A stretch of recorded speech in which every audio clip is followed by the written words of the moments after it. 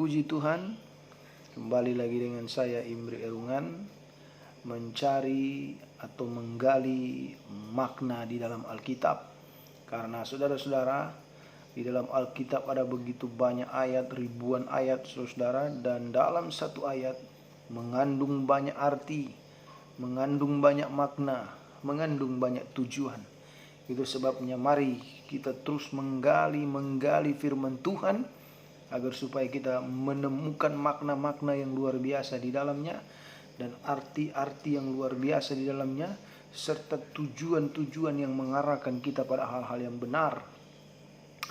Nah, saudara-saudara, saya berdoa supaya saudara dalam keadaan sehat-sehat, dalam lindungan Tuhan, dan saya berdoa kiranya Tuhan Yesus memberkati saudara-saudara. Nah, saudara-saudara, pada malam atau pada kesempatan ini saya akan kembali menyampaikan renungan firman Tuhan. Nah, dalam renungan kali ini saudara, saya ingin membahas tentang kehidupan yang puas, saudara. Atau dengan lain kata, saya puas dengan hidup saya. Saya puas dengan apa yang saya jalani. Saya puas dengan apa yang saya nikmati, saudara. Nah, itu menjadi suatu hal yang sulit bagi setiap orang, saudara ya. Karena kalau saudara mungkin bertanya kepada saya, apakah kamu puas dengan keadaanmu? Apakah kamu puas dengan kondisimu? Apakah kamu puas dengan keadaanmu? Tentu, saudara, jawaban dengan pikiran jasmani atau manusiawi, saya akan berkata tidak puas, saudara. Ya, sebab manusia mana yang merasa puas dengan kehidupannya, dengan apa yang dia nikmati? Tentu, saudara, kalau bertanya pada seluruh manusia yang ada dalam dunia ini, jika saudara bertanya demikian, maka lebih banyak saudara akan menemukan jawaban tidak puas, saudara. Karena ya memang begitu namanya manusia, saudara. Ya, hewan aja dia tidak merasa puas, saudara. Sudah makan, maunya makan lagi, saudara ya. Ya, manusia juga begitu, saudara. Manusia tentu tidak akan pernah merasa puas, saudara ya. Itu sebabnya mari kita akan melihat, saudara, hidup yang puas menurut firman Tuhan. Jadi, saudara, sebenarnya firman Tuhan sudah mengajak kita, saudara, supaya memiliki kehidupan yang sesuai dengan jalurnya Tuhan. Nah, saudara-saudara, dalam 1 Timotius 6 ayat yang ke-8 berkata begini, asal ada makanan dan pakaian cukuplah. Nah, luar biasa. Kata-kata ini adalah kata-kata yang simpel, saudara-saudara, namun mengandung makna yang luar biasa, mengandung arti yang luar biasa. Coba saudara lihat. Perkataan ini sederhana, saudara-saudara. Ya. Asal ada makanan dan pakaian cukuplah. Loh, saudara-saudaraku yang kasih dalam Tuhan, coba mari kita berpikir, apakah benar hanya ada makanan dan pakaian orang merasa cukup? Belum tentu, saudara. Belum tentu orang merasa cukup. Walaupun dia berpakaian bagus, walaupun saudara makanan dia mewah, belum tentu dia merasa cukup. Orang yang sudah pakai emas aja, saudara, nggak tahu lagi mau taruh di mana, saudara, asih dia merasa tidak cukup. Sementara ayat ini mengatakan, asal ada makanan dan pakaian cukuplah. Saudara-saudaraku yang kasih dalam Tuhan, Paulus sedang mengajar kita, mari kita berpikir bahwa sesungguhnya kehidupan yang puas itu, saudara, kehidupan yang sederhana. Walaupun sederhana tetapi kita merasa puas. Siapa sih yang merasa puas, saudara, di dalam dunia ini? Semua kita manusia tentu merasa tidak puas. Tidak puas dengan keadaan kita, tidak puas dengan keberadaan kita, tidak puas dengan kedudukan kita, tidak puas dengan posisi kita, tidak puas dengan pangkat kita, tidak puas dengan kekayaan kita. Tetapi dalam hal ini, saudara-saudara, firman Tuhan mau mengajar kita berpikir. Kan sesuatu yang gak logis. Ayat ini berkata, asal ada makanan dan pakaian cukuplah. Tetapi rupanya, saudara, hidup yang puas itu di saat kita merasa cukup, itu baru puas. Hidup yang puas itu, kehidupan yang puas. Puas dengan hidupnya, puas dengan keberadaannya, puas dengan kedudukannya, puas dengan kekayaannya, puas dengan apa yang dia miliki, waktu dia merasa cukup. Biar lagi saudara memiliki seluruh dunia, kalau saudara merasa tidak cukup, maka saudara tidak akan pernah puas. Tetapi apa kata firman Tuhan? Asal ada makanan dan pakaian, sudah cukup. Artinya kita sudah puas gitu, saudara. Yang penting kita masih berpakaian, yang penting kita masih makan. Firman Tuhan mengatakan cukup. Nah ini persoalannya, saudara. Kadang-kadang manusia tidak pernah merasa cukup dengan apa yang ada pada dia. Kadang-kadang manusia tidak pernah merasa puas dengan apa yang ada pada dia. Banyak orang, saudara, dia nggak puas dengan kedudukannya, dia nggak puas dengan posisinya, dia nggak puas dengan penghasilannya. Padahal kita sudah bilang, asal ada makanan dan pakaian, dengan lain kata, selama kita masih bisa berpakaian, selama kita masih bisa makan, cukup, saudara. Kita sudah bahagia. Itu sebabnya firman Tuhan berkata, cukupkanlah dirimu dengan apa yang ada. Itu suatu penekanan firman Tuhan yang luar biasa. Mengapa firman Tuhan begitu penting menekan hal ini? Supaya kita mengetahui, saudara, bahwa sesungguhnya kehidupan yang puas itu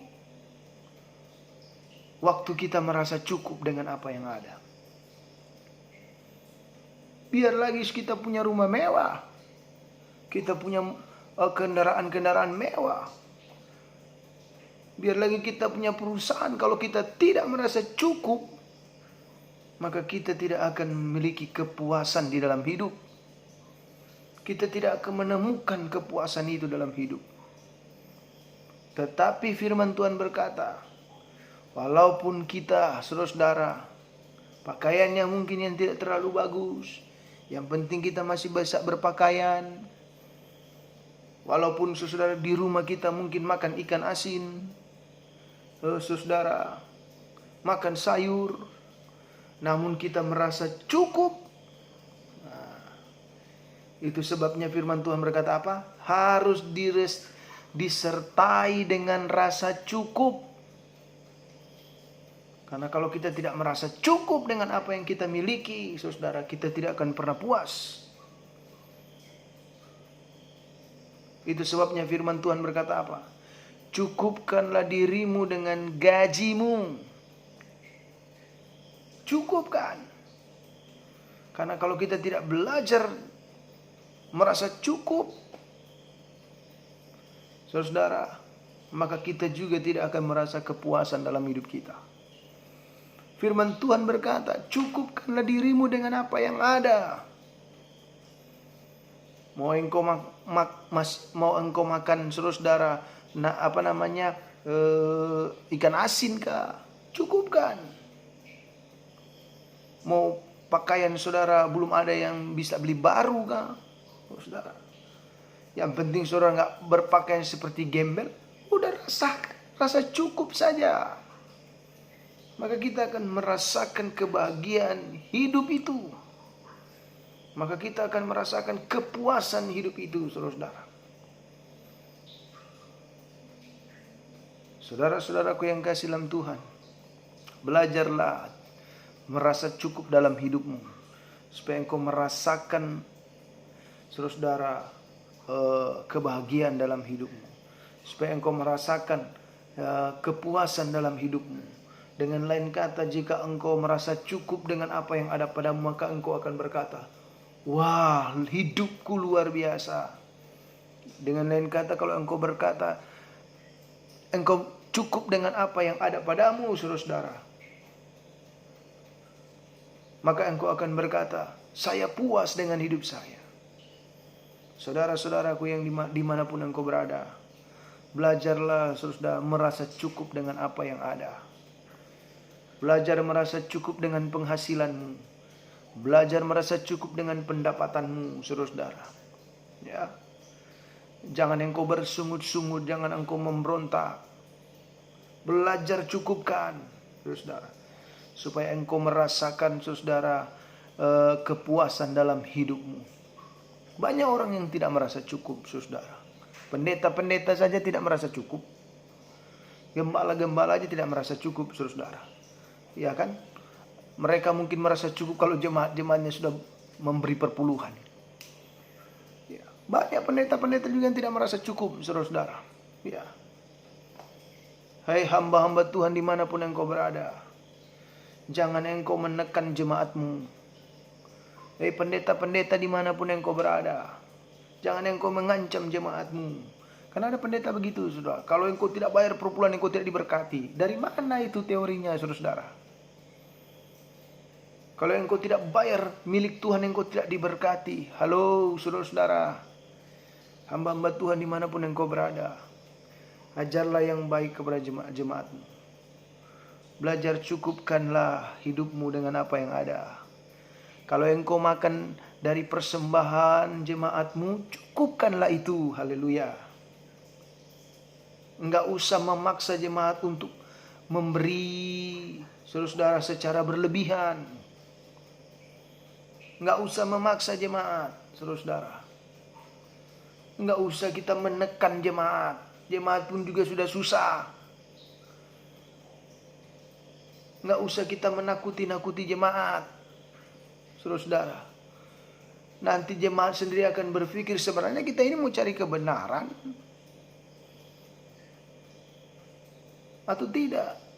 Jangan mengintimidasi mereka. Sebagai hamba Tuhan, izinkan saya mengingatkan saudara, kalau jemaat sudah bertumbuh, jemaat sudah berakar, pasti saudara dia tahu apa kewajiban dia. Nggak perlu kita suruh pun, nggak perlu kita gerakan pun, dia tergerak sendiri. Kadang saudara-saudara, hamba-hamba Tuhan, pendeta-pendeta, saudara, dalam tanda kutip, ya mungkin tidak semua, saudara-saudara, tapi ada juga yang begitu, saudara-saudara. Ada banyak pendeta-pendeta yang tidak merasa cukup. Sudah punya mobil, nggak pernah juga merasa cukup. Udah punya satu, maunya dua. Udah punya rumah mewah, nggak juga merasa cukup. Maunya ada restoran, maunya ada usaha, maunya ada bisnis. Itulah kehidupan manusia. Pendeta-pendeta tidak merasa cukup. Kenapa? Buat dia belum cukup. Buat dia, saudara-saudara, belum puas kalau pelayanan belum maju. Buat dia belum puas kalau gereja belum jadi. Buat dia belum puas kalau jemaatnya belum banyak. Buat dia belum puas kalau belum bertambah jemaat-jemaatnya. Namanya manusia. Tapi firman Tuhan mengajar kepada kita, mari kita berusaha merasa cukup dengan apa yang ada, supaya kita merasa puas, saudara. Itu aja tujuannya. Rekan-rekan hamba Tuhan dimanapun engkau berada, belajarlah engkau merasa cukup dengan apa yang ada. Kalau engkau merasa, kalau ada hamba-hamba Tuhan yang hidup dari persembahan jemaat, belajar cukupkan itu, saudara. Tak usah kita menekan-nekan jemaat, tak usah kita memaksa-maksa jemaat supaya dia memberi, saudara. Udah kita doakan saja. Maka selalu saya bilang, kalau jemaat itu sudah bertumbuh, sudah berakar, sudah berbuah, tak perlu kita perintahkan, saudara. Tidak perlu. Kita nggak perlu takut-takuti mereka, saudara. Jangan sampai Tuhan marah kepada kita, saudara. Ada hamba Tuhan begitu, nakut-nakuti jemaat. Jemaat bayar perpuluhan. Kalau nggak diberkati. Ada juga pendeta yang berkata, mau diberkati, bayar perpuluhan. Saudara-saudara, belajarlah mencukupkan diri dengan apa yang ada. Saya kadang-kadang geleng-geleng kepala, saudara, melihat orang-orang seperti itu. Mari kita belajar cukupkan dengan apa yang ada pada kita. Hamba-hamba Tuhan, cukupkanlah dengan apa yang ada padamu. Cukupkanlah dengan apa yang kau dapat. Ya. Jemaat-jemaat, cukupkanlah hidupmu dengan penghasilanmu. Cukupkanlah hidupmu dengan pendapatanmu. Cukupkanlah itu dalam kehidupanmu. Karena di saat kita merasa cukup, maka kita akan merasa puas dalam hidup kita. Saya puas. Walaupun saya hanya makan nasi pakai minyak dengan garam, seandainya saya puas. Kenapa? Karena Alkitab bilang apa? Harus disertai dengan rasa syukur. Kalau tidak kita sertai dengan rasa syukur, maka kita tidak akan merasa cukup. Jadi saudara-saudaraku yang kasih dalam Tuhan dimanapun engkau berada, belajarlah merasa cukup dengan dirimu. Belajarlah merasa cukup dengan apa yang ada padamu, saudara. Supaya engkau tidak menjadi orang-orang yang pemberontak. Kalau engkau tidak mencukupkan dirimu dengan apa yang ada, engkau kecewa. Engkau akan putus asa, saudara. Itu sebabnya Alkitab berkata, cukupkanlah dirimu dengan apa yang ada. Artinya apa yang ada padamu, cukupkanlah itu. Kalau seandainya engkau hanya punya uang 5.000, cukupkanlah uang itu padamu. Saudara, cukupkanlah. Saudara-saudaraku yang kasih dalam Tuhan, kita belajar berpikir apa yang disampaikan oleh firman Tuhan. Ya. Alkitab berkata asal ada makanan dan pakaian cukuplah. Dia nggak bilang asal ada makanan, ada pakaian, ada rumah, ada mobil. Dia nggak bilang cukup pakaian dan makanan. Mari kita belajar mengucap syukur, saudara.